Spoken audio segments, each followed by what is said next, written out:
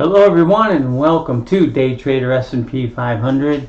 Today is October 21, 2024. It's a Monday morning. This is Dale Woodson, editor of Woodson Wave Report and our YouTube channel. We want to get our YouTube subscribers caught up with what our newsletter subscriber have already received. Let's start. We haven't done this in a while. Let's start a little bit with gold here, okay? Let me get this into focus. See if I can get this to a full page. There we go. This is a daily chart of gold. Got to bring all this down to make it fit. There we go. That's good. Okay, we won't bother with all the stuff going back to 2015 or 16, whatever it was. This is wave 1 high. Back here in May of 23, we had a wave 2 down here. Okay, and then we have that's wave 1 of 5 and 2 of 5. We're looking for wave 3 of 5 up here. Okay, and you can see it's already past the 1.000 Fibonacci multiple. It's past the 1.618, and it's between the 1.618 and the 2.618. And I need to update this. What is that number there? That is, bear with me, 2740.57. 2740.57.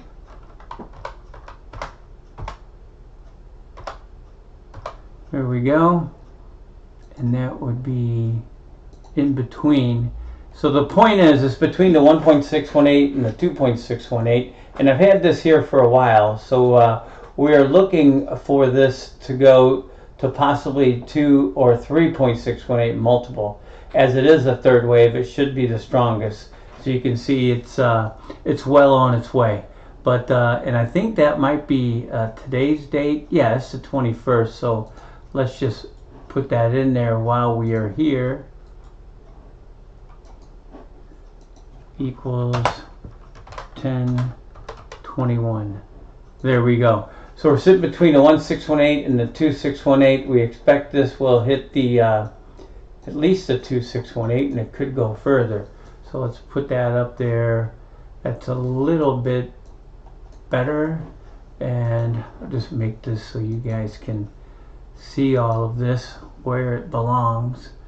Let's move that 1.618 down, and let's move that 1 down. There we go, and there we are. And that 1 goes way down there. My apologies. While I adjust this for where we are, the 1.618 is down here. Yeah, we've got these all. How about that there? That's a little better. Okay, so that's what we're looking at there. Big bull market. We've been long on gold forever and ever, and we're not changing. So we'll watch it go up, see if it stops at the 2.618. That's the next target, 3,000 gold. Okay, without further ado, let's get into Nvidia. It's been a while since we talked about that. Okay, we'll make that a full page. Here we go. Basically go from this wave 4 down. We had a 1 of 5 up here on June 20th, an ABC correction into the August 5th low. That date should be familiar. We can get into it later with the S&P. That was wave 2, and as of today, October 21, Nvidia went above the previous high on 620. So here we go. We're looking at 1 up, 2 down. Here's 3 equals 1 at 155, and 3 equals a 1.618 at 196. 196.11 to be precise, 155.85 to be precise on the equality between wave 3 and wave 1. Okay, that's what we're looking. Obviously, we're looking at for Nvidia. This wave 2 low of 90.69 should hold. Where is it wrong? The bullish count is wrong if it goes below this low. Okay, where is it right? Just got proven it went above the wave 1 high. So we're in wave 3, powerful and strong wave. So we'll see where that goes.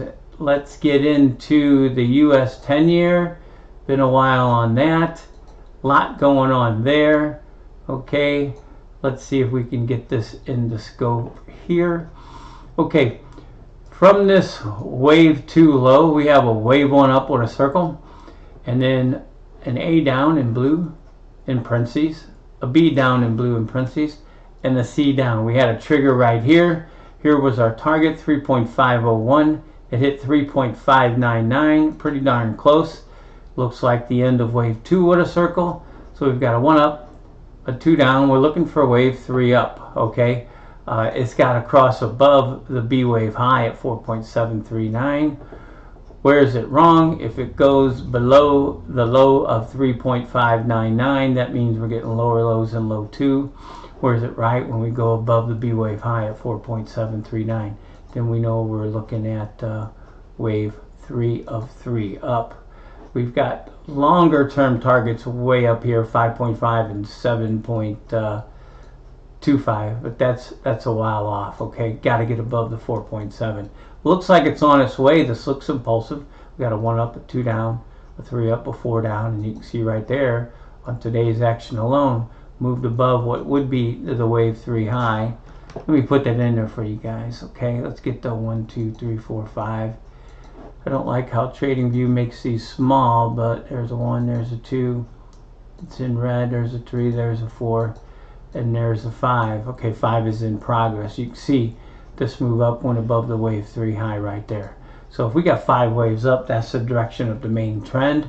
So the trend is up. We'll see where it goes. Obviously, we get 5 up, then we'll get 3 down, then another 5 up, and this low has to hold down here. So that wave 2 came pretty darn close, within 98.098 of a point of perfection.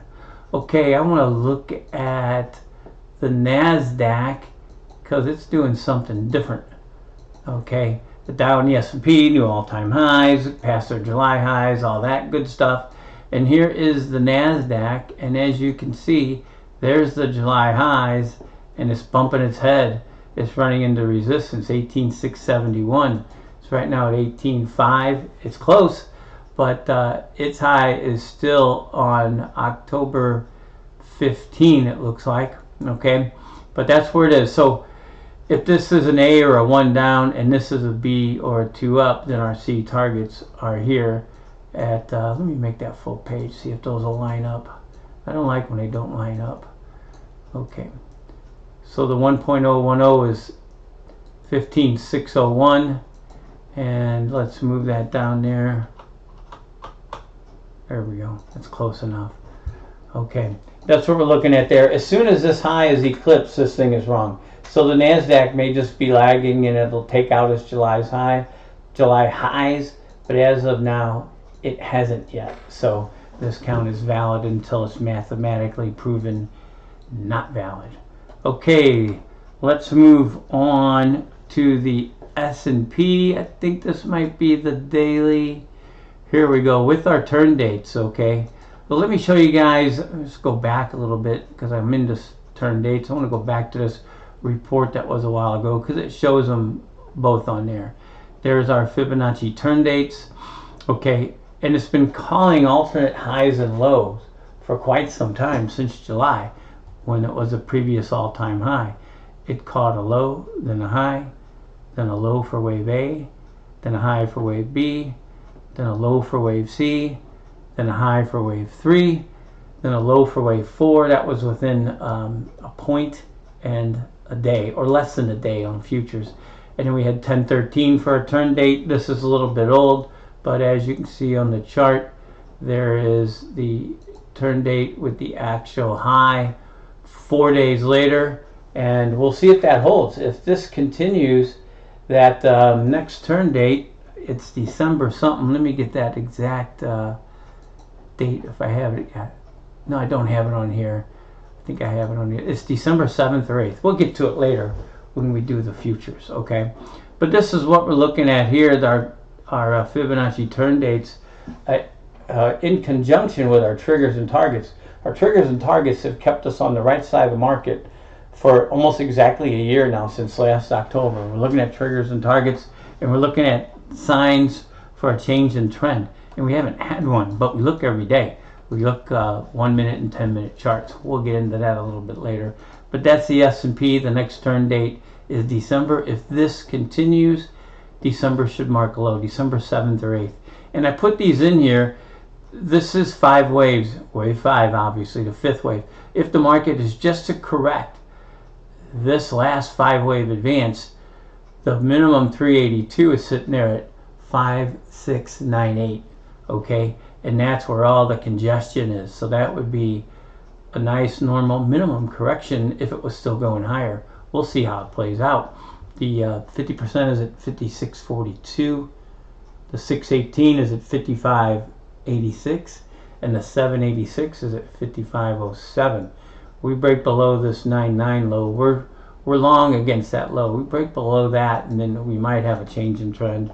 That'd be the first big sign. Okay, so let's get out of that, and I want to get to that. I think I showed you guys this, but I want to get to that special interim report. There's where all the turn dates are with the hourly. Okay, and then well, we'll get into the futures on the next report. Okay, let's go past the ES hourly. Here it is here. Okay, this has a lot of information on it. Okay, there's the previous all-time high. It was an ending diagonal triangle, which told us the market was going down. As you can see, we've got an A down in parentheses here, a B up in parentheses here on 8-1, and then a C down on 8-5. That's the important day, August 5, because that begins another 5-wave advance. Okay, so once that's taken out, that would be a huge sign of a change in trend. Okay, then we had a 1 up in blue, a 2 down in blue. There's the 3 up. Then we had a 4 down. Here's the next big date. All right, we had a turn date of 9-9. Market made a low on 9-8 within hours. The futures did. 9-8 was a Sunday, so futures came within hours of a direct hit. Okay, and then as far as price goes, this wave 4 pullback, a 50% retrace was 53.93, and the market hit 53.94. And this 53.59 here is the wave 1 high. So this move down, being a 4, had to stay above the wave 1 high of 53.59, and it did by about 40 points or 35. Okay, so that helps us with our trades. Obviously, triggers and targets and Elliott Wave rules. 4 cannot go below the high of wave 1. It did, provided a perfect opportunity to get long there. Okay, so from that wave 4 in blue low, we're looking at a wave 1 up, a wave 2 down. Here's our wave 3 targets, and this is kind of where we are. The 1.000 was 58.56, and the 1.618 is 6,009. And the market's sitting right between them now, and you can see it staggering right there. Okay, we had another trigger in our triggers and targets on 9/26. I don't have all the triggers here. That's a whole separate service, and we can show you guys that in a little bit. Okay, we'll get into that. Let's go from the bigger picture on the hourly to the 10-minute. Do I have the 10-minute? There we go. Okay, let me just do it back. Let's go this way. Let's go look at this